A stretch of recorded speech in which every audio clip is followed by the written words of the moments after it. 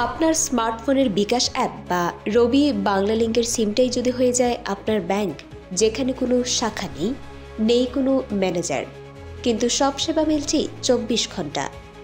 ব্যাপারটা ঠিক কেমন হবে? চলুন জেনে নেই।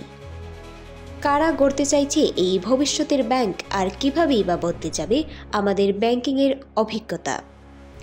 বাংলাদেশে এক নতুন ধরনের ব্যাংক স্থাপনের জন্য রীতিমতো প্রতিযোগিতা শুরু হয়ে গেছে।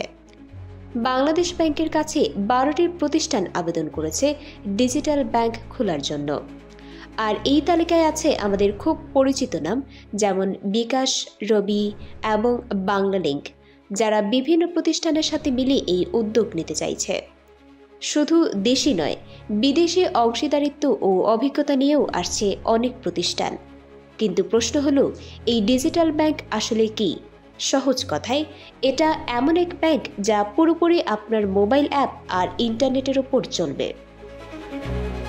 এর কোনো ফিজিক্যাল শাখা, উপশাখা, এমনকি নিজস্ব কোনো এটিএম বুথও থাকবে না।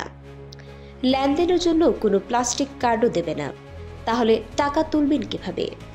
আপনি অন্য যে কোনো ব্যাংকের এটিএম বুথ বা এজেন্ট পয়েন্ট ব্যবহার করতে পারবেন। ডিজিটাল ব্যাংক আপনাকে দেবে ভার্চুয়াল কার্ড আর কিউআর কোডের মতো আধুনিক সব সুবিধা, যা দিয়ে দিনরাত 24 ঘন্টাই লেনদেন করা যাবে। তবে কিছু সীমাবদ্ধতাও আছে।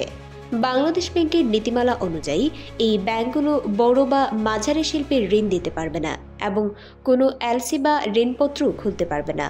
তাদের মূল ফোকাস থাকবে ছোট অঙ্কের ঋণ বিতরণের দিকে।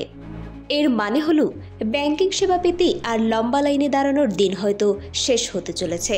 এখন শুধু দেখার অপেক্ষা, এই 12টি প্রতিষ্ঠানের মধ্যে কারা চূড়ান্ত লাইসেন্স পায়, আর বাংলাদেশের ব্যাংকিং জগতে ঠিক কী ধরনের বিপ্লব নিয়ে আসে এই ডিজিটাল ব্যাংকগুলো।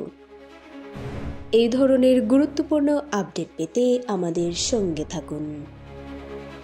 বিজিএন টিভি 24 সংবাদ, যেখানে বিশ্বস্ততা সেখানে।